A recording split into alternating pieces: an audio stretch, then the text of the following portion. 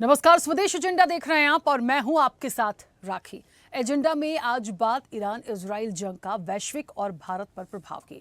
Iran पर Israel के हमले ने वित्तीय बाजारों को झकझोर दिया है। क्षेत्रीय संघर्ष की आशंका बढ़ गई है, जिससे तेल आपूर्ति बाधित हो सकती है। ये तनाव ऐसे समय में आया है जब ट्रंप की टैरिफ नीतियों के कारण अनिश्चितता बढ़ गई है। इजराइल और ईरान के बीच पूर्ण युद्ध से क्षेत्र में ऊर्जा बाजार और व्यापार मार्ग बाधित हो सकते हैं, जिसका वैश्विक स्तर पर प्रभाव पड़ेगा। कितनी बड़ी चुनौतियां भारत के लिए भी होगी, इसी पर हम चर्चा करेंगे। उससे पहले देखिए ये रिपोर्ट।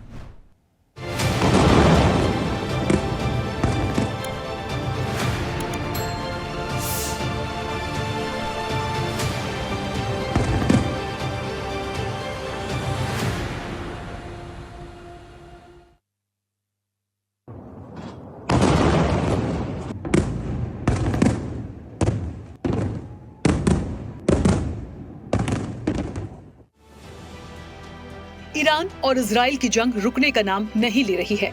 हर दिन हमले तेज होते जा रहे हैं, जिसका सीधा असर वैश्विक स्तर पर पड़ेगा। दरअसल मध्य पूर्व एक प्रमुख वैश्विक तेल उत्पादक क्षेत्र है, जहां दुनिया के कुछ सबसे बड़े तेल भंडार और उत्पादक स्थित हैं। ईरान इस क्षेत्र में सऊदी अरब और इराक के बाद तीसरा सबसे बड़ा तेल उत्पादक है। अपने तेल निर्यात पर अंतर्राष्ट्रीय प्रतिबंधों के बावजूद इस्लामिक गणराज्य अभी भी चीन और भारत को बड़ी मात्रा में कच्चा तेल भेजता है। ऐसे में लंबे समय तक चलने वाला संघर्ष वैश्विक अर्थव्यवस्था पर इस तरह प्रभाव डाल सकता है। इजराइल ईरान तनाव ऐसे समय में बढ़ रहा है जब वित्तीय बाजारों में अनिश्चितता बढ़ रही है, जो अमेरिकी राष्ट्रपति डोनाल्ड ट्रंप की टैरिफ नीतियों के कारण बढ़ रही है। 2019 में किए गए विश्लेषण में पाया गया कि इजराइल और ईरान के बीच लंबे समय तक संघर्ष से ये दबाव और बढ़ सकते हैं, क्योंकि तेल की कीमत में हर 10% की वृद्धि से अगले वर्ष उपभोक्ता कीमतों में लगभग 0.4% की वृद्धि होती है। लेबनान में हिजबुल्लाह या यमन में हौथियों जैसे ईरान समर्थित समूहों के बीच बहुमोर्चे के संघर्ष से नौवहन और पर्यटन प्रभावित हो सकता है। उधर एक चिंता ये भी है कि ईरान पर हमले के बाद अब क्या वर्ल्ड वॉर की ओर बढ़ेगी दुनिया, ये भी रूस और चीन के रुख से तय होगा। रूस और चीन ईरान को सैन्य समर्थन देते हैं तो अमेरिका और नाटो के साथ टकराव हो सकता है। मध्य पूर्व में इजराइल और ईरान के बीच तनाव अपने चरम पर है।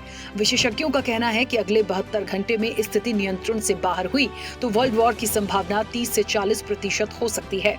रूस ने ईरान को S-300 वायु रक्षा प्रणाली दी है। यूक्रेन युद्ध शाहिद 136 ड्रोन का इस्तेमाल किया है। अगर रूस ईरान को और हथियार या सैनिक भेजता है तो ये संघर्ष को बढ़ा सकता है। रूस मध्य पूर्व में अमेरिका के प्रभाव को कम करना चाहता है। ईरान का समर्थन उसे ये मौका दे सकता है। अभी तक चीन ने सैन्य हस्तक्षेप से इनकार किया है, लेकिन वो ईरान को आर्थिक सहायता दे सकता है, जो युद्ध को लंबा खींच सकता है। चीन मध्य पूर्व में अपने तेल और गैस हितों को सुरक्षित रखना चाहता है। अगर इजराइल अमेरिका गठबंधन मजबूत हुआ तो चीन ईरान के साथ खड़ा हो सकता है। सबसे महत्वपूर्ण पहलू अन्य देशों की भूमिका और भारत भी है। जॉर्डन ने ईरान के ड्रोन को रोकने में मदद की, लेकिन सऊदी अरब और यूएई तटस्थ रहना चाहते हैं। तुर्की ने मध्यस्थता की पेशकश की, लेकिन इजराइल के साथ उसके रिश्ते तनावपूर्ण हैं। भारत ने शांति की अपील की है, अपने नागरिकों को मध्य पूर्व से लौटने की सलाह दी है। लेकिन यदि ये जंग नहीं रुकी तो भारत पर इसका व्यापक असर पड़ेगा। हवाई सफर होगा महंगा। ईरान इजराइल युद्ध की वजह से सबसे बड़ा असर हवाई सफर पर पड़ेगा। इस समय पाकिस्तान का एयर स्पेस भारत के लिए बंद चल रहा है। इसके ऊपर अब इराक और ईरान का एयर स्पेस भी बंद हो चुका है। ऐसे में भारत का जो भी विमान यूरोप, अमेरिका या फिर कनाडा के लिए जाएगा, उसे लंबी दूरी तय करनी पड़ेगी। दूरी बढ़ेगी तो उससे यात्रियों का ट्रैवल टाइम भी बढ़ेगा और विमान का किराया भी ज्यादा हो जाएगा। आयात बिल में इजाफा। ईरान इजराइल का युद्ध जब से शुरू हुआ है, क्रूड के दामों में भी आग लगी है। सिर्फ 2 दिन के आंकड़े बता रहे हैं, क्रूड के दाम 15% तक बढ़ चुके हैं। जानकार मानते हैं अगर ईरान इजराइल की जंग ऐसे ही जारी रही तो क्रूड दाम 8 से 9% और ज्यादा बढ़ सकते हैं। इस स्थिति में भारत का आयात बिल बढ़ जाएगा। पेट्रोल के दामों पर असर। हॉर्मुज की एक जल संधि है जो उत्तर में ईरान और दक्षिण में अरब से लगी हुई है। यहाँ से दुनिया का 20% तेल का व्यापार लंबे समय से हो रहा है। अगर इस युद्ध की वजह से इस रास्ते में किसी भी तरह की बाधा आती है तो इराक, सऊदी अरब और यूएई से आने वाली तेल सप्लाई बाधित हो जाएगी। इस स्थिति में भारत के लिए आयात करना मुश्किल होगा। जितना आयात मुश्किल होगा, पेट्रोल डीजल के दाम भी उतने ही बढ़ जाएंगे। रुपया होगा कमजोर। ईरान इजराइल का युद्ध जल्दी नहीं थमा तो डॉलर की डिमांड ज्यादा बढ़ेगी। इसका सीधे सीधे भारत के रुपए पर दबाव बढ़ जाएगा। अगर रुपए पर दबाव बढ़ा तो देश का ट्रेड डिफिसिट और करंट अकाउंट डिफिसिट भी प्रभावित हो जाएगा। अगर रुपए की वैल्यू कम होती है तो आयोजित चीजें और ज्यादा महंगी हो जाती हैं। कामगारों के लिए संकट। भारत से करीब 1 करोड़ लोग खाड़ी देशों में काम करने के लिए जाते हैं। पिछले साल इन्हीं कामगारों ने भारत में 45 अरब डॉलर भेजे थे, जो देश की अर्थव्यवस्था के लिए काफी फायदेमंद रहे। लेकिन अगर युद्ध और भीषण होता है तो उस स्थिति में इन 1 करोड़ कामगारों के काम पर संकट आएगा और उसका असर भारत की अर्थव्यवस्था पर पड़ेगा। बहरहाल ईरान और इजराइल के बीच तनाव जारी है। दोनों ओर से हमले लगातार हो रहे हैं। यदि ये नहीं रुका तो इसके दूरगामी परिणाम अर्थव्यवस्था के लिए घातक हो सकते हैं। ऐसे में भारत ने शांति की अपील जरूर की है, लेकिन क्या भारत आगामी समय के लिए किसी अलग रणनीति पर काम करेगा? और हाँ, तो क्या हो सकता है उस रणनीति का हिस्सा? ये बड़ा सवाल है। चैनल हेड आरपी श्रीवास्तव के साथ एग्जीक्यूटिव एडिटर राखी वर्मा की रिपोर्ट।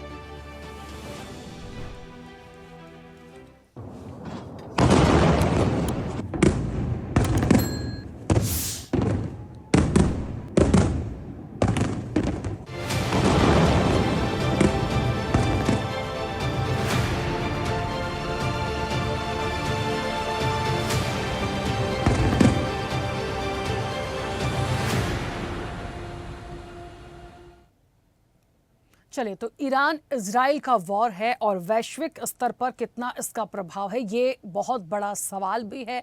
कितना प्रभाव भी है, इस रिपोर्ट के माध्यम से समझ में आ रहा है।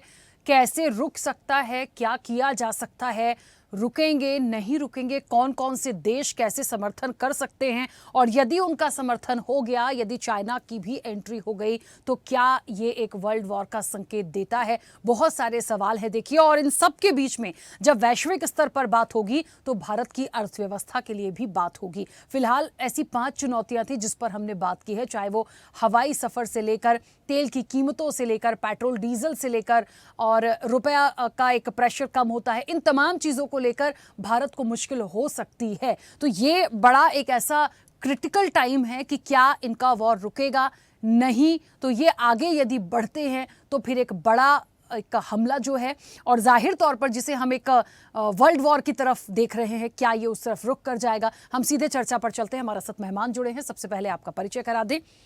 विदेश मामलों के जानकार हैं ब्रह्मदीप अलूने। ब्रह्मदीप जी, बहुत स्वागत चर्चा में जुड़ने के लिए। विदेश मामलों की एक और जानकार हमारे साथ जुड़ी आज चर्चा में, शारदा दीक्षित। शारदा जी, आपका भी बहुत स्वागत है। रक्षा विशेषज्ञ हैं रिटायर्ड कर्नल गोपाल सिंह। गोपाल सिंह जी, आपका भी बहुत स्वागत है। वरिष्ठ पत्रकार डॉक्टर इंदुकांत दीक्षित अब से कुछ दिन में हमारे साथ जुड़ेंगे, उनका भी स्वागत है। और स्वदेश न्यूज के channel head RP Srivastava ji हमारे साथ जुड़े हैं। आरपी श्रीवास्तव जी, आपका भी बहुत स्वागत है। चर्चा की शुरुआत सबसे पहले ब्रह्मदीप जी आपसे करूंगी। मुझे सुन पा रहे हैं?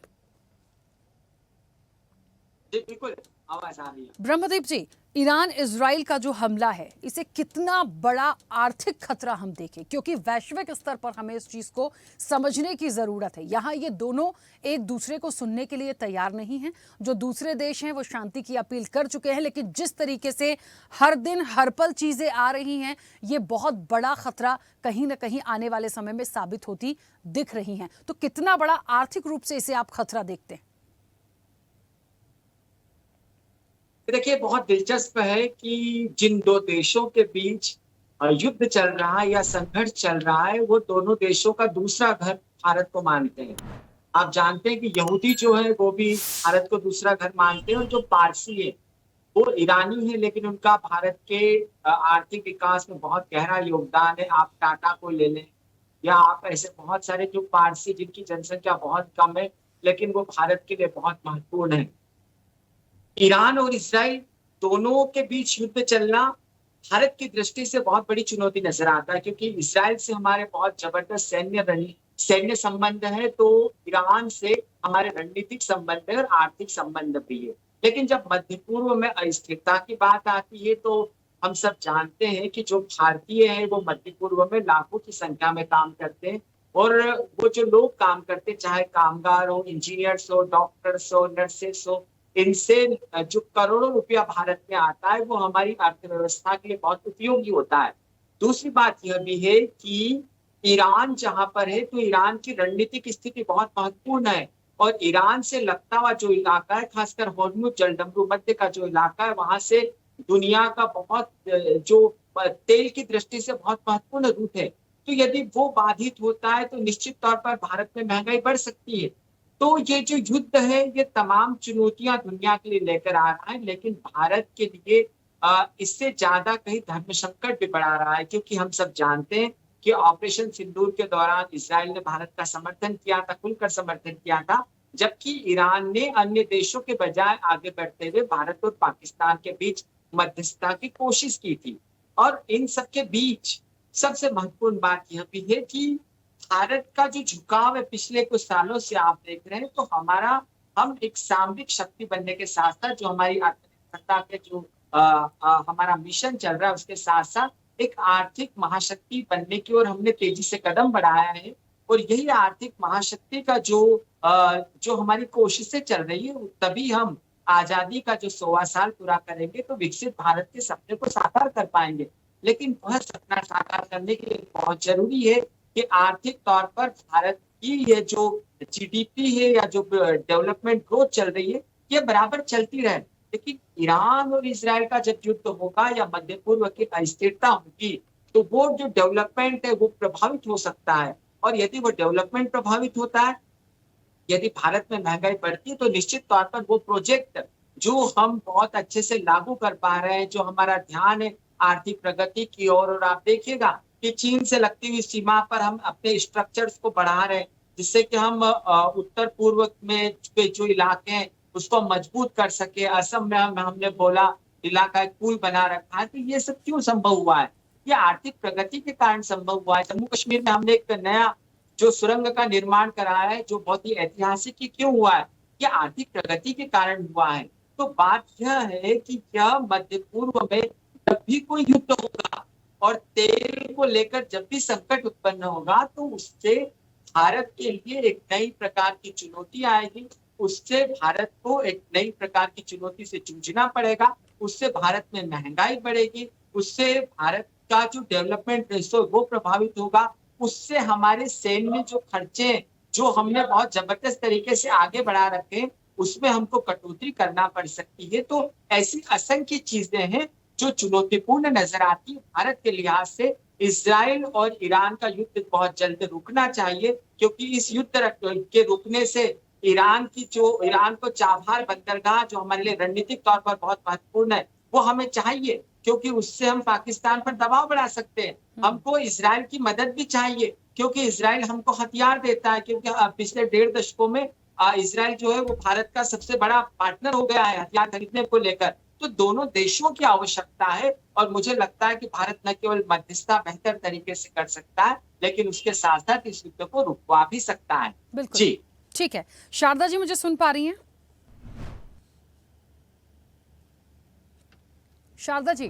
हाँ हाँ हाँ, सुन पा रहे हैं। हाँ मैम देखिए, क्योंकि अर्थव्यवस्था की दृष्टि से भारत के लिए तो हम सोचेंगे ही, हम चर्चा भी कर रहे हैं। ब्रह्मदीप जी ने बहुत सारी बातों का जिक्र किया, कितना इम्पोर्टेंट होगा और क्या किया जा सकता है।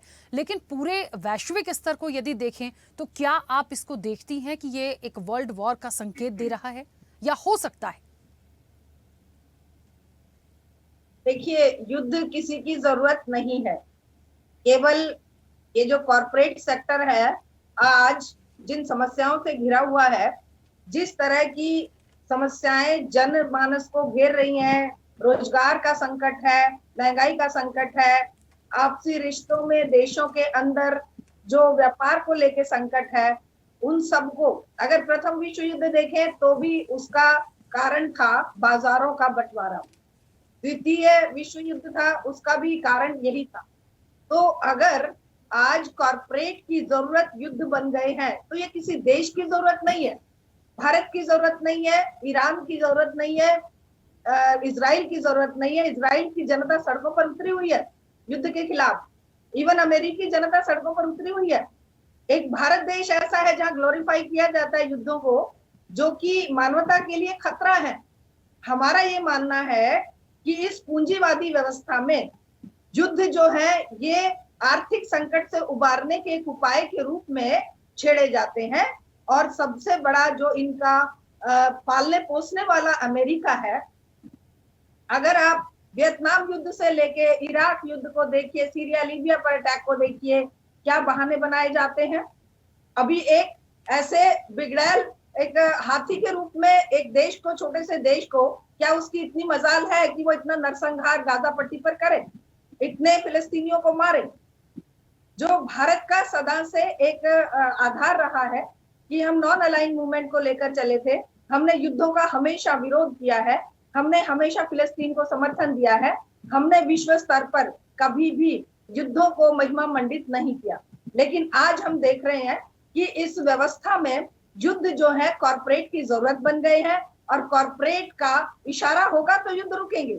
और कॉर्पोरेट अगर चाहेगा कि तेल की कीमतें बढ़े, महंगाई बढ़े, जनता त्राही त्राही करे, जिससे कि वो किसी और मुद्दे पर आवाज उठा ही ना पाए, लोगों की जाने जाती रहे, अटैक होते रहे, चाहे ईरान के लोग मरे, चाहे कहीं इजराइल के लोग मरे, चाहे गाजा पट्टी पर लोग मरे, चाहे हिंदुस्तान पाकिस्तान की लड़ाई में मरे, लोगों को मारने से मतलब है।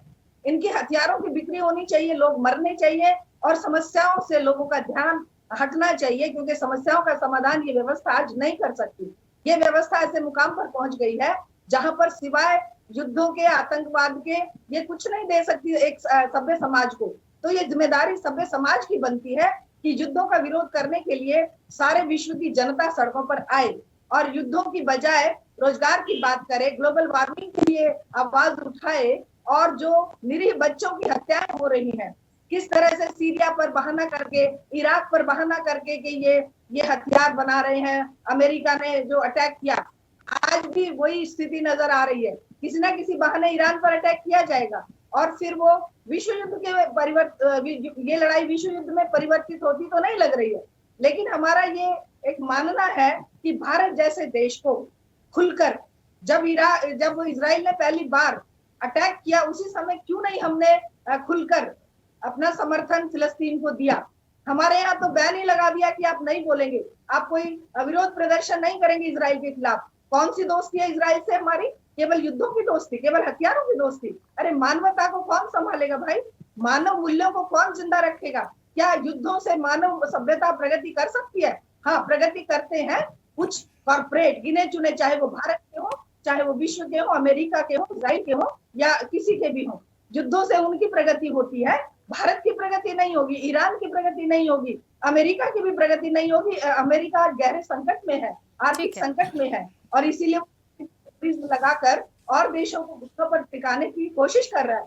भारत को भी कितने बार उसने भारत पाक युद्ध की बात कर लीजिए, चाहे टेररिज्म की बात कर लीजिए, बाहर एक शब्द नहीं बोल पा रहा भारत। हम कहते हैं हम बहुत विश्व गुरु हैं, हम कहते हैं कि हम विश्व की चौथी अर्थव्यवस्था है, हमने विश्व में बहुत बड़ा नाम कमाया है। इस बात का नाम मानवता को जिंदा रखने के लिए नाम होता है भाई।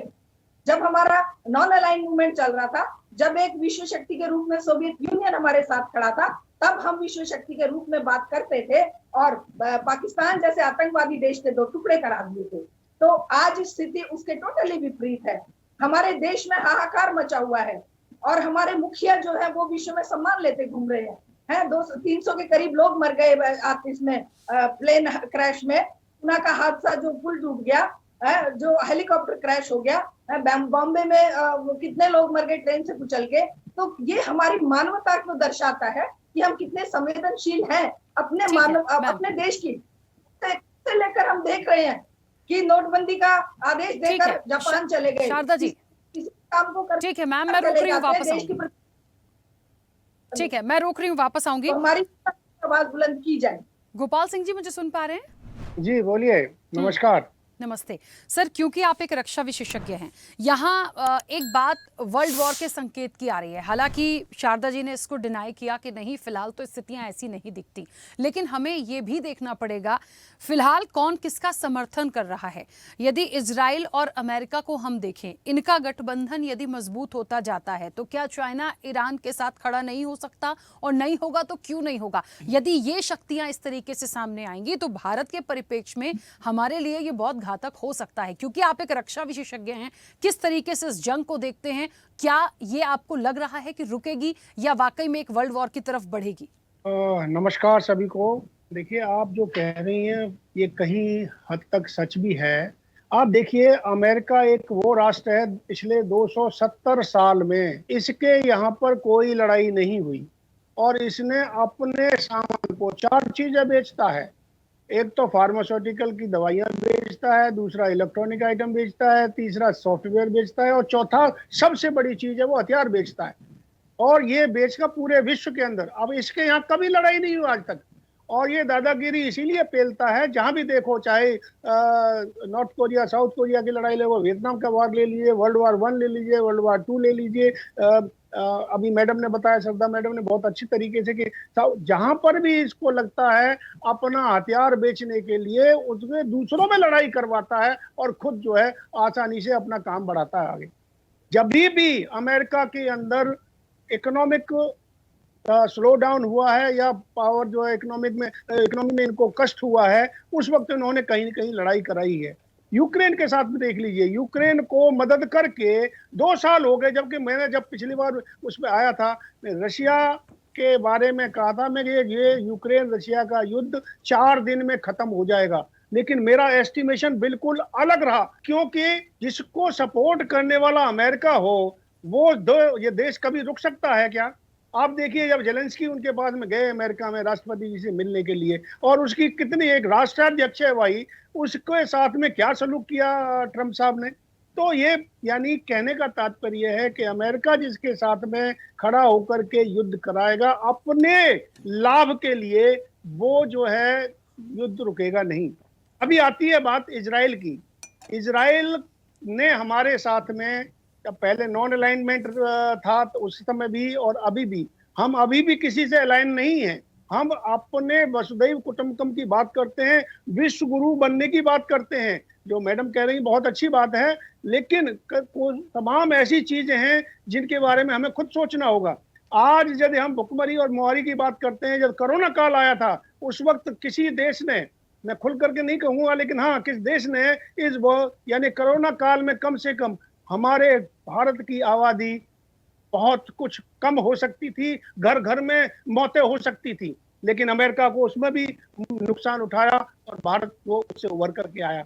रही बात कि किस प्रकार से इजराइल और ईरान के बीच में 60 दिन का ट्रंप साहब ने बोला था कि भाई आप जो ना, ईरान जो अपना न्यूक्लियर जो ऑप्शन है उसको बंद करे, कि वो बिल्कुल बनने के कगार पर पहुंच चुका है।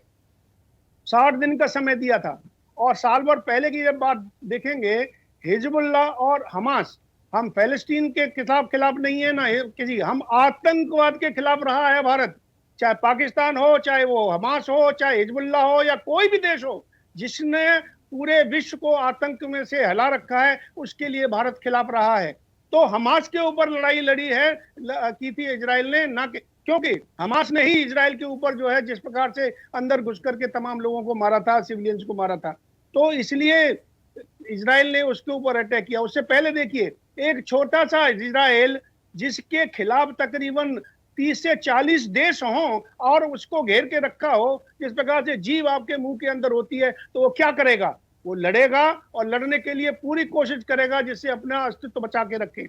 रही बात ईरान और इराक की, तो ईरान और इजराइल की, इजराइल ने 61वें दिन, जब 60 दिन गुजर चुके हैं, 61 दिन पूरे साल भर पूरी प्लानिंग के करने के बाद, मोसाद को अंदर, मोसाद विश्व की नंबर 1 इंटेलिजेंस एजेंसी है, सारी एजेंसियों से, इवन CIA से बढ़कर के एजेंसी है, उसके अंदर घुस करके मारा और तमाम जो है सैन्य अधिकारियों को, साइंटिस्ट को, आपके न्यूक्लियर इंस्टॉलेशंस को। और कल जब ईरान ने तेल अवीव के ऊपर, सिविलियन के ऊपर जब टारगेट किया, 7 मिसाइलें, तकरीबन 200 मिसाइलें भेजी, जिसमें से 7 टारगेट पर हिट हुई, जो सिविलियन को डैमेज किया, तो उसके बाद में इजराइल ने तेल के ठिकाने, तमाम जो है गैस के ठिकाने, उनको सबको बर्बाद किया। और अभी आगे आने वाले समय में और भी ईरान के लिए खतरा होने वाला है। आप ये देखिए कि ईरान जो है, उसके पास में गैस है, उसके पास में ऑयल है, हमें भी ईरान से संबंध है। आप देखिए, ईरान से हमारे साथ में संबंध से ऑयल की पाइपलाइन आने और गैस की पाइपलाइन आने वाली थी, जो पाकिस्तान के द्वारा आ रही थी, और उसको हम दूसरे तरीके से लेकर के आ रहे हैं, दूसरे रास्ते, समुद्र के रास्ते से लेकर के आएंगे। क्योंकि पाकिस्तान नहीं चाहता कि हम यानी उस पाइपलाइन को लेकर के आए। और कोरोना काल में भी जब त्राई त्राई चारों तरफ मची थी, रशिया ने अपना ऑयल हमें दिया, हमने रिफाइन करके उसी ऑयल को प्रॉफिट के साथ विश्व को बेचा। तो भारत को ये कहना कि भाई यदि ईरान में ऑयल और गैस कम हो जाएगी या खत्म हो जाएगा तो भारत के ऊपर असर पड़ेगा जरूर, लेकिन उतना नहीं पड़ेगा। भारत समृद्ध है अपने काम को करने के लिए। ठीक है। रही बात कि किस प्रकार से वैश्व की स्थिति बन रही है, कौन कौन किसके साथ अलाइन होना चाहता है, रशिया, चाइना, नॉर्थ कोरिया और कई ऐसे देश हैं जो ईरान के साथ में खड़े होंगे। कुछ देश जो मिडिल यूरोपियन कंट्रीज हैं वो इजराइल के साथ में, ब्रिटेन, अमेरिका, वो इजराइल के साथ खड़े होंगे। क्या मिडिल ईस्ट कंट्री अभी तक जिनके ऊपर उनको गर्व था वो अभी शांत बैठे हुए हैं? और वो कल का जो खबर है जो अयतुल्ला खमेनी कहते हैं, पाकिस्तान जो है अपना न्यूक्लियर बॉम्ब इजराइल के ऊपर छोड़ेगा। अरे बाप, कम से कम समझ तो लो, पाकिस्तान का न्यूक्लियर बॉम्ब के चक्कर में तो यदि थोड़ा सा और हो जाता तो पता नहीं क्या होता। अभी इस ऑपरेशन सिंदूर के दौरान वही शांत हो गया। यानी झुंझुना है, बजाने के लिए नहीं है, उसको ऐसे बजा दो नहीं है। न्यूक्लियर बॉम्ब तभी चलाया जाता है जब लास्ट रिजॉर्ट होता है, जब सारे ऑप्शंस खत्म हो जाते हैं, स्ट्रेटेजिक ऑप्शन खत्म हो जाते हैं, विश्व की स्थिति में सारी बातें खत्म हो जाती हैं, तब न्यूक्लियर ऑप्शन होता है। वर्ल्ड वॉर 2 के अंदर देखिए, जब हिरोशिमा नागासाकी के ऊपर यानी न्यूक्लियर बॉम्ब छोड़ा था, तो कब छोड़ा था? जब विश्व युद्ध को खत्म करने के लिए। तो ये अभी ये कहना कि विश्व युद्ध इस इजराइल और ईरान के वॉर की वजह से विश्व युद्ध आगे छिड़ेगा, मुझे अभी लगता नहीं है। लेकिन विश्व युद्ध होगा तो होगा पानी के ऊपर, क्योंकि पानी आने वाले समय में सबसे बड़ी समस्या पूरे विश्व के लिए बनने वाली है। ये न्यूक्लियर बॉम्ब और ये समस्या नहीं बनने वाली। ठीक है, क्योंकि जिस प्रकार से हमारी पॉपुलेशन। ठीक है गोपाल जी, वापस आऊंगी। ठीक है सर। इंदुकान जी मुझे सुन पा रहे हैं? जी राखी जी, नमस्कार। हाँ, नमस्ते इंदुकान जी। देखिए, एक्सपर्ट अपने व्यूज जिस तरीके से दे रहे हैं उनकी बात एक तरफ, लेकिन पूरा सिनेरियो एक वरिष्ठ पत्रकार होने के नाते, क्योंकि हम भारत के परिप्रेक्ष्य में भी बात करते हैं, भारत के साथ साथ हम पूरे वैश्विक स्तर पर देखते हैं, क्योंकि वहां प्रभाव होगा तो जाहिर तौर पर भारत भी उसमें इंक्लूड है, भारत पर प्रभाव पड़ेगा। तो ओवरऑल सिनेरियो जो आप देख पा रहे हैं, इसे कितना बड़ा आप संकट के तौर पर देखते हैं? राखी जी, देखिए, कोई भी युद्ध दुनिया में, जैसा शारदा दीक्षित जी ने कहा, कोई भी युद्ध पूरी दुनिया में होता है तो अब ग्लोबलाइजेशन के जमाने में पूरी दुनिया के हर देश किसी न किसी रूप में प्रभावित होते हैं। सिर्फ मुद्दा एक है कि बिजनेस देशों को मिलता है, जैसा अपने कर्नल गोपाल सिंह जी कह रहे थे, लेकिन उस बिजनेस को अगर एक तरफ कर दीजिए तो पर्यावरण का नुकसान होता है, जन हानि होती है, किसी ढंग से जो mode of communication, transportation disturb होते हैं, जो जितने भी जहाजों का आना जाना दुनिया में होता है, जो कि व्यापार, इंटरनेशनल ट्रेड मैक्सिमम जहाजों के माध्यम से होता है। जैसे आपने देखा होगा इजराइल और हमास की समस्या के बाद किस तरह से हुती लोग तमाम ट्रेड के जहाजों पर विभिन्न देशों के हमला कर रहे थे, उनका अपहरण कर ले रहे थे, लूटपाट कर रहे थे। तो ये पूरी दुनिया की इकोनॉमी को डिस्टर्ब करता है ये चीज। लेकिन मुद्दा ये है कि एक बार युद्ध हो जाए तो उससे कैसे निपटा जाए और देश के इंटरेस्ट का किया क्या। देखिए, एक बहुत बड़ा एग्जाम्पल सेट किया भारत ने प्रधानमंत्री नरेंद्र मोदी के नेतृत्व में, जब यूक्रेन और रूस का युद्ध हुआ। ये अपने आप में एक बड़ा क्लासिक एग्जाम्पल है, जहां पे अमेरिका ने और यूरोपियन कंट्रीज ने जबरदस्त दबाव डाला भारत पे कि जो जिस तरह से सैंक्शंस लगाया गया है रूस के खिलाफ, उसमें भारत भी शामिल हो और उसके साथ किसी भी ढंग का ट्रेड न करो। लेकिन भारत के विदेश मंत्री और प्रधानमंत्री ने स्पष्ट कर दिया कि इंडिया फर्स्ट। अगर भारत का इंटरेस्ट वहां से तेल खरीदने में है, जैसा अभी कर्नल गोपाल सिंह जी ने आपके सामने स्पष्ट किया, तो हम भारत के लिए वहां से सस्ता तेल खरीदेंगे। उसका फायदा क्या हुआ? अमेरिका के विरोध के बावजूद भारत ने वेनेजुएला से अपने तेल खरीदने के रास्ते खोले, भारत ने रूस से तेल खरीदने के रास्ते खोले, भारत ने तमाम गल्फ कंट्रीज में जिनसे पहले नहीं खरीदते थे तेल, वहां से भी खरीदे। आज भारत के पास, क्योंकि भारत खरीदार है और मार्केट खरीदार के हिसाब से चलता है, और यही कारण है कि आपने देखा होगा कि यूएई के रुख कई मुद्दों पर भारत के खिलाफ थे, लेकिन जैसे ही भारत सरकार ने अपना रुख थोड़ा बदला, कि हम तेल और कहीं से भी खरीद सकते हैं, तो भाग के उनके राष्ट्राध्यक्ष देश में चले गए समझौते का रास्ता अपनाने के लिए। और ठीक है कि भारत के प्रति, भारत के लोगों के प्रति बहुत नरम रुख नहीं है यूएई का, लेकिन यूएई में जिस तरह से बड़े बड़े चीजें भारत के पक्ष में हुई है, आपने देखा होगा कि किस तरह से जो हमारे नौसेना के 8 अधिकारी वहां पे फांसी की सजा भुगतने, फांसी की सजा उनको होने वाली थी, भारत ने छुड़वा लिया अपनी डिप्लोमेसी के तहत। तो ये चीजें बताती हैं कि अगर आप अपनी शक्ति का उपयोग करें, चाहे वो सॉफ्ट पावर हो, चाहे हार्ड पावर हो, चाहे मिलिट्री पावर हो, तो अगर सही ढंग से उपयोग करें तो दुनिया में आपका लोहा माना जाएगा।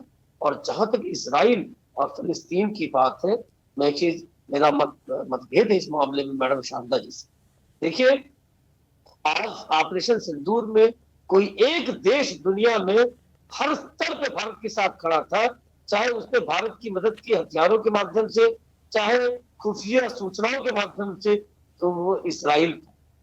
अगर हम पूरी तरह से इजराइल को छोड़कर फिलिस्तीन के साथ खड़े होते तो दुनिया में केवल शांति की बात करके या सिर्फ दार्शनिक बात कर करके अपने देश के इंटरेस्ट की रक्षा नहीं होती।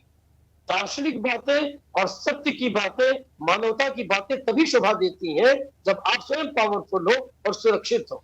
हमारे ऊपर तमाम जो जियाउल हक की पॉलिसी थी कि मिलियंस ऑफ कट कर दो भारत को बुरी तरह से आतंकवाद और तमाम माध्यमों से बर्बाद कर दो। ऐसे में अगर हम एक आइडियलिस्टिक स्वरूप बना के चलने की कोशिश करेंगे तो दुनिया में अलग थलग पड़ जाएंगे, और जब हमारा मौका आएगा तो हमारे साथ कोई नहीं खड़ा होगा। और एक एग्जाम्पल देके मैं अपनी बात खत्म करना चाहूंगा। 1971 के युद्ध की चर्चा की शारदा मैडम ने, और कई लोग करते हैं अक्सर।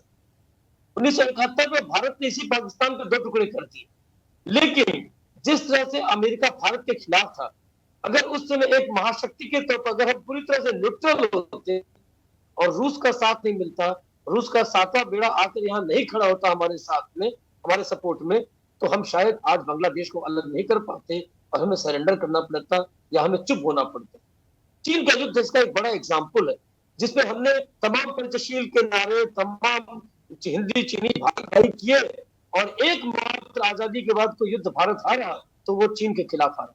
और नेहरू जी ने कितना आगे जाकर के उसको सुरक्षा परिषद में स्थायी सदस्यता दिलवाई, उसके लिए किस तरह की बातें की विश्व के मंच पे। और बहुत से लोगों का मानना है कि चीन ने जिस तरह का धोखा दिया वो एक बड़ा कारण था नेहरू जी की पूरी दुनिया में जो व्यक्तित्व था, जो उनकी पहचान थी, उसको कम करने में, और उनको जो सदमा पड़ा उसका ही कारण था कि शायद उनको इतना जल्दी हार्ट अटैक से उनका देहांत हो गया। हम लोग नेहरू जी के नेतृत्व से महरूम हो गए। लेकिन डिप्लोमेसी और स्ट्रेटेजी में अगर आप अपने को सावधानी में रखेंगे, अपनी सुरक्षा तैयारियां करेंगे, जैसा मोदी गवर्नमेंट में देखिए बड़ा अच्छा काम हुआ है कि पूरे जितने भी हमारे बॉर्डर स्टेट्स हैं उनको मजबूत किया गया है, वहां के इंफ्रास्ट्रक्चर मजबूत किए गए, बॉर्डर पे सड़कों का निर्माण हुआ है। पहले की सरकारें, शारदा जी को याद होगा कि बॉर्डर पे सड़कें, इंफ्रास्ट्रक्चर अपने एयर स्ट्रिप बनाने में डरती थी, ऐसा करेंगे तो चीन नाराज हो जाएगा। कमाल है, अपने देश की रक्षा से समझौता करके हम इंफ्रास्ट्रक्चर ही तैयार करेंगे। और वही डोकलाम विवाद हो या फिर गलवान विवाद हो, वो उसके पीछे क्या था? जब भारत सड़कें बनाने लगा, ये सब करने लगा, तो चीन ने अपनी धौंस दिखाने की कोशिश की, लेकिन भारत ने जवाब दिया। 2-3 बार जवाब मिलने के बाद चीन को भी समझ में आ गया है कि आगे भारत के साथ अगर वो इस तरह की विवाद करेगा तो उसकी क्या स्थिति। ठीक है इंदुकांत जी, इस बीच हमें 2-3 बातों को और देखना पड़ेगा। देखिए, एक तो ईरान का जो स्टेटमेंट आ रहा है वो ये आ रहा है कि जब तक हमले जारी रहेंगे तब तक कोई संघर्ष विराम नहीं होगा। वो उसने साफ मना कर दिया, हम इस पर कोई भी बात नहीं करेंगे, आप हमले करते रहेंगे, हम पलटवार करते रहेंगे, कोई संघर्ष विराम की बात नहीं होगी। ईरान का सीधा क्लियर स्टेटमेंट।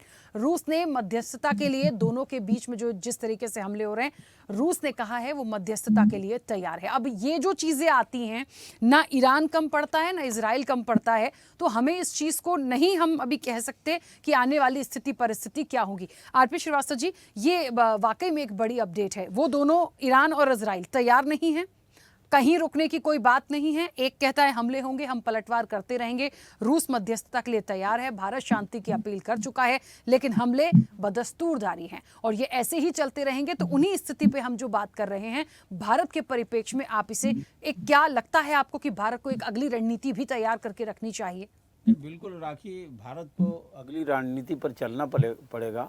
दूसरी सबसे बड़ी बात यह है कि आप देख रही हैं कि अगर दोनों देश आपस में कोई वार रुकता नहीं है और बीच में कोई सीज फायर उनके बीच में होता नहीं है, तो युद्ध कुछ लंबा चलने की संभावना है। ये कोई ऐसा युद्ध नहीं लग रहा है कि अचानक ही इसको जो है रोका जा सकता हो। एक दूसरी सबसे बड़ी बात देखिए कि यहाँ पर हम जिन बातों की चर्चा कर रहे हैं कि भारत पर इसका असर क्या पड़ेगा। देखिए, अगर युद्ध विराम नहीं होता है, अगर तेल की कीमतें बढ़ती हैं, तो उसका वैश्विक स्तर पर असर तो पड़ता ही है, भारत पर भी काफ़ी असर पड़ता है। आपने बताया कि कितने कामगार वहाँ जाते हैं, करोड़ों रुपया जो है, करोड़ों डॉलर जो है यहाँ पर हिंदुस्तान में आता है, जो हमारी अर्थव्यवस्था को आगे बढ़ाता है। हम सारी रणनीतिक और तमाम चीज़ों को देख लें तो भारत हमेशा से प्रयास करता रहा पूरी दुनिया में कि युद्ध जैसी संभावना न बने, चाहे यूक्रेन और रूस का मामला हो या फिर यहाँ पर भी एक कदम आगे बढ़ के भारत ने जो है इस तरह युद्ध रोकने का प्रयास किया। अब एक सबसे बड़ा सवाल ये उठता है कि क्या ये युद्ध अगर लंबे समय तक चलता है, हम ये कहीं थोड़ी देर के लिए इस बात को अलग कर दें कि उसका चाइना साथ दे रहा है या जो रसिया साथ दे रहा है ईरान का, या फिर उनका फिलिस्तीन और इसका इजराइल का साथ अमेरिका दे रहा है। देखिए, सारी लड़ाई दो चीज़ों पर है, एक तो व्यापार जो सबसे बड़ी बात है, दूसरा हथियार। और दोनों बातों का हमको लगता है कि इस डिबेट में ये दोनों बातें निकल करके आई हैं। एक जो है हथियार बेचने का है। आप पूरा मध्य एशिया है, जिस तरह का जो सेंट्रल एशिया, आप वहाँ देखिए कि एक वार जोन बन गया। आप इधर से देखते जाइए, पूरा का पूरा एक वार जोन है। दुनिया के किसी कोने में लड़ाई नहीं हो रही, लेकिन पूरा घूम फिर के यहीं पर हो रहा है। आखिर इसके पीछे कारण क्या है? भारत एक बढ़ता हुआ बाजार है, वैश्विक स्तर पर इसका विकास हो रहा है। दूसरी तरफ आप देखिए, चाहे ईरान ले लीजिए, चाहे कहीं से इनके जो तेल या गैस जिस तरह से हिंदुस्तान को आते हैं, उसका काफ़ी फ़ायदा भी मिलता है। तो हम अगर आप देखें, एक तरफ एक देश हथियार बेचने में लगा हुआ, दूसरा देश तेल बेचने में लगा हुआ है, और असर किस पर पड़ रहा है? दूसरों पर पड़ रहा है। मुझे ये लगता है कि अमेरिका जिस तरह से, उसका भी एक इंटरेस्ट है। इसके पहले इराक पर हमला किया अमेरिका ने, अब ईरान पर जो जिस तरह सपोर्ट कर रहा है, तो यहाँ का जो सबसे बड़ा मुद्दा है वो वहाँ का जो है तेल के जो कुएँ हैं या तेल है या वहाँ की गैस है, इन सारी चीज़ों का है। लेकिन ईरान में जिस तरह से जो वो जो एरिया है पाक जल नमूमत, जहाँ से पूरा नेवल जो है वो होता है, वहाँ से तेल सप्लाई होता है, तमाम चीज़ें जहाज आते हैं। अगर वो हूती के मामले पर के माध्यम से इन चीज़ों पर अगर रोक लगाता है, जैसे पिछली बार हमास और इसके बीच में हुआ, तो हमें एक तरह से बहुत महंगा तेल होगा और इसका अर्थव्यवस्था पर हिंदुस्तान के असर ये पड़ने वाला है।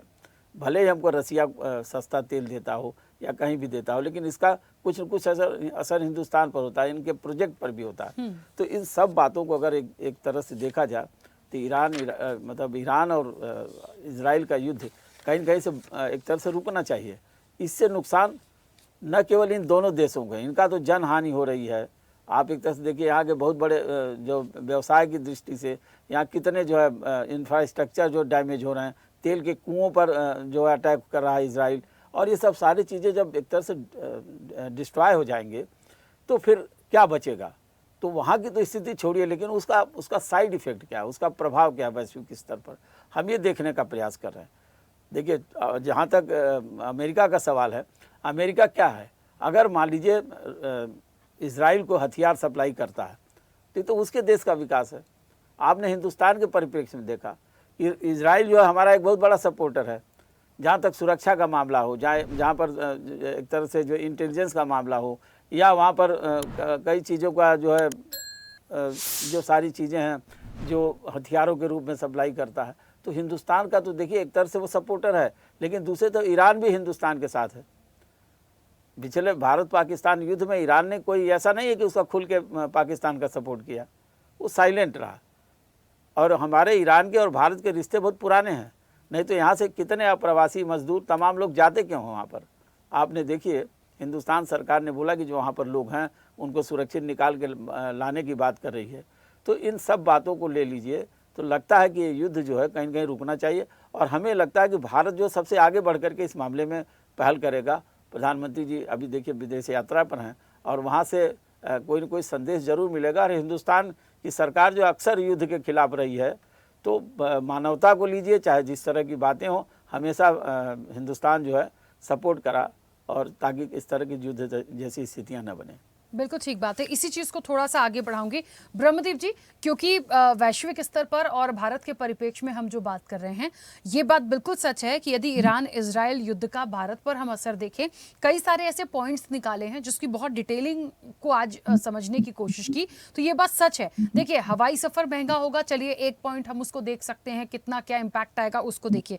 लेकिन जो आयात बिल में इजाफा की हम बात कर रहे थे, जहाँ पे क्रूड दाम की वैल्यू की बात कर रहे थे, पेट्रोल की बात कर रहे थे, रुपया कमजोर होगा, और जो लोग वाकई में जो वहां पर जॉब कर रहे हैं, जिनकी वजह से हमारे यहाँ हमारी इकोनॉमी बहुत अच्छी हुई है, ये सब भी यदि वहां पर चीजें डिस्ट्रॉय होती हैं तो इसका बड़ा फर्क पड़ेगा। आपको क्या लगता है कि भारत इस स्ट्रैटेजी पे क्या एक रणनीति बना सकता है? इसको लेकर क्या अभी कोई काम किया जा सकता है या करना चाहिए भारत को? देखिए, अभी तक का जो कुछ ईरान और इजराइल का संघर्ष हुआ है, उसमें एक बात पर आपने गौर किया होगा कि सबसे पहले इजराइल के प्रधानमंत्री ने भारत से बात की है, और इसका मतलब बहुत स्पष्ट है कि जो इजराइल है उसके लिए भारत की भागीदारी बहुत महत्वपूर्ण हो जाती है। और वहीं पर आपने एक बात और देखी होगी कि जो ईरान है, ईरान के जो विदेश मंत्री है, वो भी ऑपरेशन सिंदूर के दौरान आए थे, और उसके बाद निश्चित तौर पर उन्होंने अभी बात कही होगी। तो चूंकि इजराइल और ईरान दोनों देशों से भारत के बहुत रणनीतिक संबंध है, यही कारण है कि भारत ने इस युद्ध को जैसे भी हो, जितनी भी जल्दी ये संघर्ष रुके, उसके लिए बाकायदा कोशिशें की है। और ये कोशिशें इस दृष्टि से भी जो है वो देखिए, जो गुप्त रणनीति होती है या गुप्त कूटनीति होती है, जो हर चीज का प्रदर्शन नहीं करती। जैसे ट्रंप ने भारत और पाकिस्तान के बीच हो सकता है कि शांति की बात की हो, लेकिन उन्होंने इसका प्रदर्शन करके जो वो हासिल कर सकते थे या जो दोनों देशों का विश्वास अर्जित कर सकते थे, उसको उन्होंने दरकिनार कर दिया। लेकिन भारत एक जिम्मेदार देश है, तो भारत निश्चित तौर पर दोनों देशों से बातचीत करना होगा, और यह भारत की कोशिश होगी कि ये संघर्ष विराम हो, क्योंकि अभी हाल ही में एक खबर भी आई कि जो 3 भारतीय नागरिक है वो घायल हो गए। और जब भी युद्ध होता है तो किस देश के नागरिक ये कभी पता नहीं चलता। ईरान जिस प्रकार से हमले कर रहा है, तो इजराइल तो बहुत छोटा सा देश है, वहां पर बहुत सारे भारतीय रहते हैं, तो इजराइल में भारतीय निशाना बन सकते हैं। वहीं पर ईरान में ये और ज्यादा महत्वपूर्ण हो जाता है, क्योंकि इजराइल जो है वो ईरान के परमाणु ठिकानों को निशाना बना रहा है, और ईरान के जो परमाणु ठिकाने वो इतने गोपनीय तरीके से बनाए हुए हैं कि वहां उसके बारे में सिर्फ मोसाद जानती है, तो भारतीयों को पता नहीं है कि परमाणु ठिकाने कहाँ हैं। तो ऐसे में भारतीय नागरिकों की सुरक्षा निश्चित तौर पर भारत के लिए बहुत ही प्राथमिकता होगी। हमारा विदेश मंत्रालय बहुत अच्छे से काम कर रहा है, और ये कोशिश होगी कि किसी भी कीमत पर हमारे भारतीयों को वहां से निकाल दिया जाए। और दूसरी कोशिश यह भी हो सकती है कि निकालने की आवश्यकता ही नहीं पड़े, कि वहां पर संघर्ष विराम हो जाए। तो कुल मिलाकर इन दोनों देशों के बीच भारत की स्थिति बहुत महत्वपूर्ण है, और ये युद्ध जितना लंबा खिंचेगा, भारत के लिए उतना ही नुकसानदेह है, दुनिया के लिए भी नुकसानदेह है। और चूंकि दक्षिण एशिया जानते हैं कि भारत बहुत सारे गरीब मुल्कों की मदद करता है, भारत बहुत सारे गरीब मुल्कों को बहुत सारी सहायता राशि देता है, तो वो तभी दे पाएगा जबकि भारत ज्यादा से ज्यादा मुद्रा अर्जित कर सके। तो यह ईरान जब भी मध्य पूर्व में अशांति होती है तो एक चुनौती होती है, और निश्चित तौर पर भारत की कोशिश होगी कि युद्ध जितनी जल्दी हो सके उतनी जल्दी रुक जाए। बिल्कुल ठीक है। शारदा जी, मैम आपका कोई सुझाव?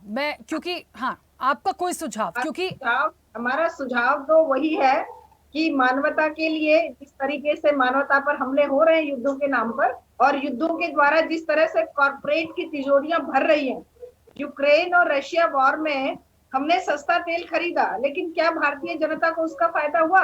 भारतीय अर्थव्यवस्था को उसका फायदा हुआ? नहीं हुआ। कॉर्पोरेट को उसका फायदा हुआ, भारतीयों को वही महंगा तेल लेना पड़ा। लेकिन अब ईरान वॉर में जब तेल महंगा, क्रूड ऑयल महंगा होगा और दूसरी चीजें महंगी होंगी, तो उसका खामियाजा भारत की जनता को भरना पड़ेगा। तब कॉर्पोरेट अपने जिम्मे नहीं लेगा, तब अंबानी की रिफाइनरीज उसको अपने जिम्मे नहीं लेंगी कि भाई हम तो उसी भाव तेल देंगे, या हम जो हवाई यात्रा है उसके रेट नहीं बढ़ाएंगे।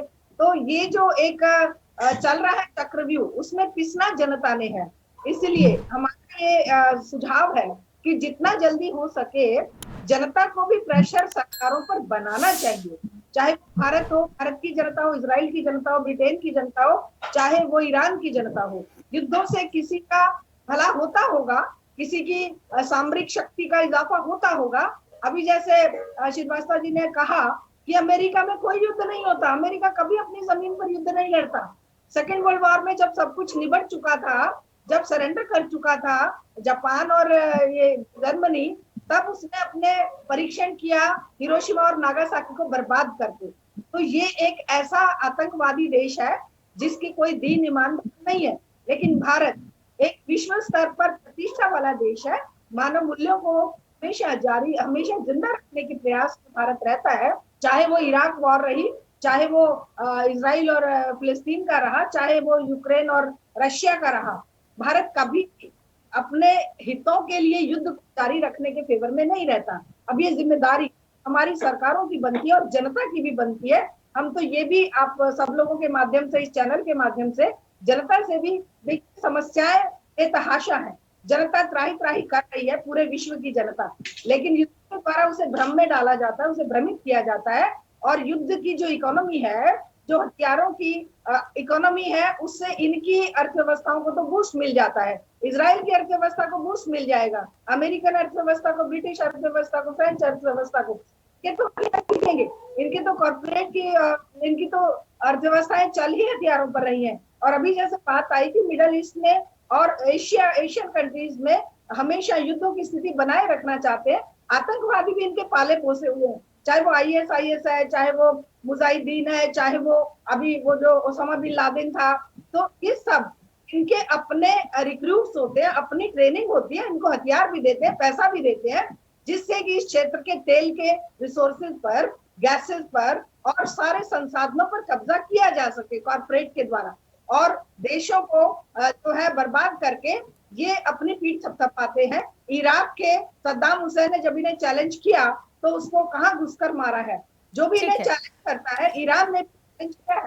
मैम, एक सुझाव आपका बस ये हो सकता है कि इन सब चीजों को रोका जाए, लेकिन कैसे रोकेंगे जब वो खुद ही रुकने के लिए तैयार नहीं है? तो सिर्फ प्रदर्शन से तो बात नहीं बन पाएगी। तो इसीलिए तो इस पर हम चर्चा कर रहे हैं कि क्या हो सकता है, क्योंकि समय की सीमाएं, बहुत जल्दी जल्दी से संक्षेप में अपनी बात रखिएगा।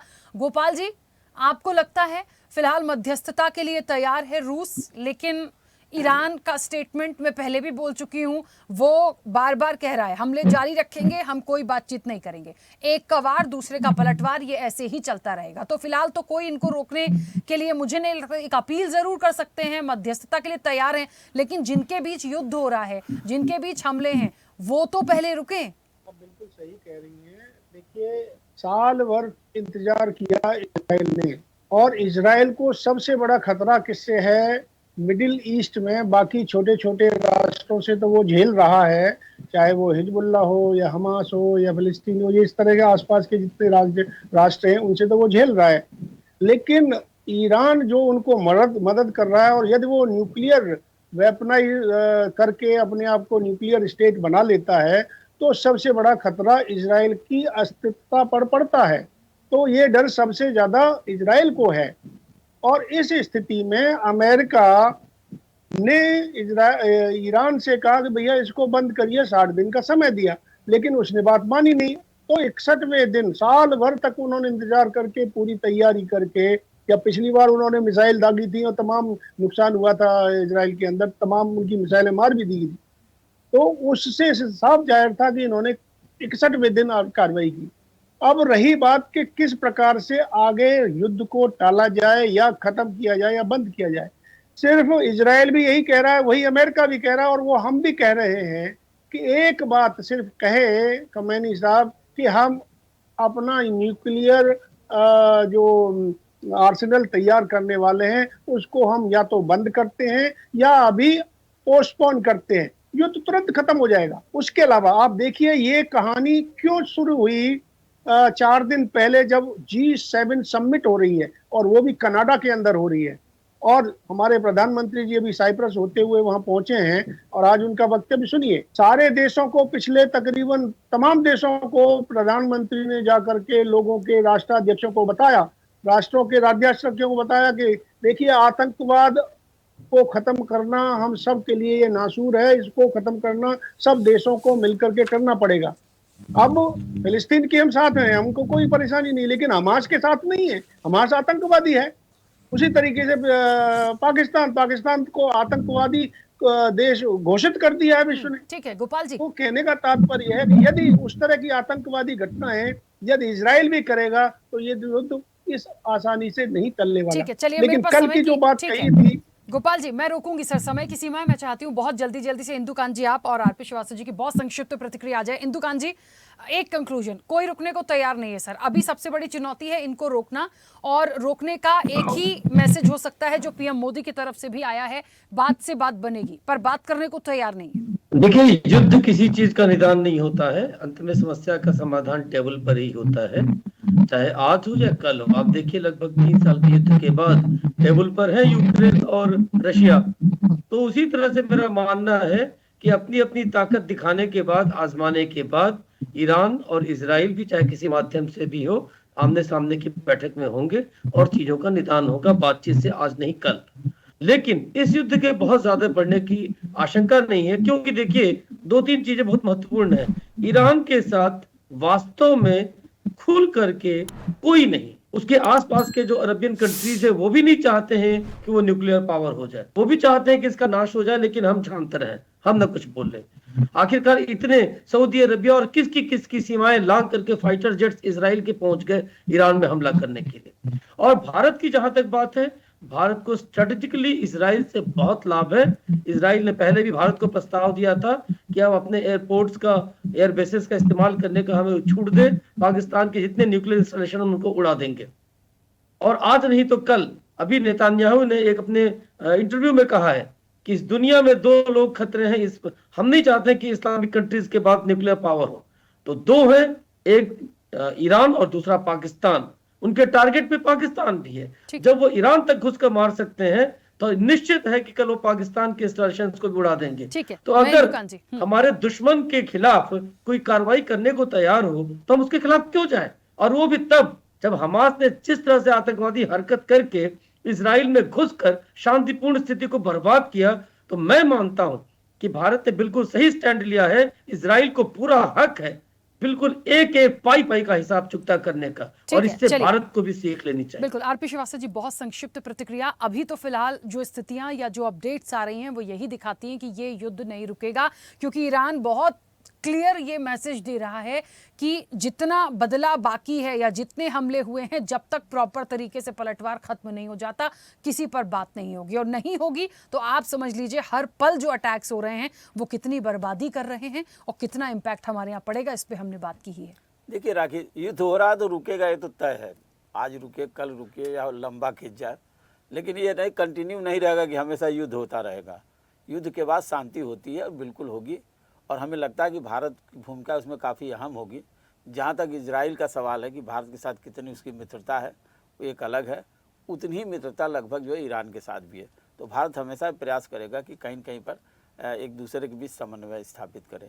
दूसरी सबसे बड़ी बात है, जहाँ एटॉमिक पावर बनने की बात है, देखिए हर देश को अपना राइट है कि कौन बनता है कौन नहीं बनता। पाकिस्तान न्यूक्लियर जो वीपन मान लीजिए तैयार किया, वहाँ पर न्यूक्लियर पावर बना है, तो हिंदुस्तान के बनने के बाद ही बना है और उसके काउंटर में बना, वो अपना देश है। लेकिन हम ये कहते हैं कि जो देश हमारा मित्र देश है, चाहे वो दोनों आपस में लड़ रहे हो, हमको लगता है कि दोनों मित्र देशों को एक साथ जो है बैठाल करके वहाँ बात करने की प्रयास किया जाना चाहिए। और दूसरी सबसे बड़ी बात है, भारत की हमेशा एक कोशिश रही है, प्रधानमंत्री जी भी बराबर, नेतन्याहू ने बात किया तो उधर से ईरान के साथ भी बात हुई। हमें लगता है कि भारत की बहुत बड़ी भूमिका होगी इस युद्ध को रोकने में, अन्यथा राखी जी नुकसान तो पूरे विश्व का होगा, वैश्विक स्तर पर होगा, और ख़ास करके आर्थिक रूप से जो है काफ़ी नुकसान होगा। बिल्कुल, चलिए, क्योंकि समय भी हो गया। आप सभी मेहमानों का बहुत शुक्रिया इस चर्चा में जुड़ने के लिए। देखिए, एक बात तो साफ है, ईरान इजराइल की जो वार है, वैश्विक स्तर पर कितना प्रभाव है, बहुत प्रभाव पड़ेगा। और वैश्विक स्तर के साथ साथ हम भारत की चिंता करें, क्योंकि हम भारत में हैं, वहां पे भी कई मायनों में कई चुनौतियां हैं जिस पर प्रभाव पड़ेगा। ठीक है, बातचीत अभी करने को तैयार नहीं है, बाद में करेंगे, युद्ध रुक भी जाएगा, लेकिन उस बीच में कितना नुकसान हो जाएगा, कितनी चीजों को हमें देखना है, हमारी इकोनॉमी पर कितना इफेक्ट पड़ेगा, इसको लेकर भारत को एक अपनी रणनीति पर काम अभी से करना चाहिए, सोचना चाहिए। सिर्फ बैठे रहने से कुछ भी नहीं होगा। बाकी क्या अपडेट होती है, क्या हो भी सकता है, जो हम बात कर रहे हैं कि मध्यस्थता के लिए जो दूसरे तैयार है वो हो जाए, ये देखने वाली बात होगी। फिलहाल चर्चा में इतना ही। बने रहिए स्वदेश न्यूज के साथ। सबसे पहले देश। ऐसे ही वीडियोस के लिए लाइक करें, शेयर करें, फॉलो करें। YouTube पर जाकर सब्सक्राइब कर बेल आइकन दबाना ना भूलें और ताजा अपडेट्स के लिए swedeshlive.com पर जरूर जाएं।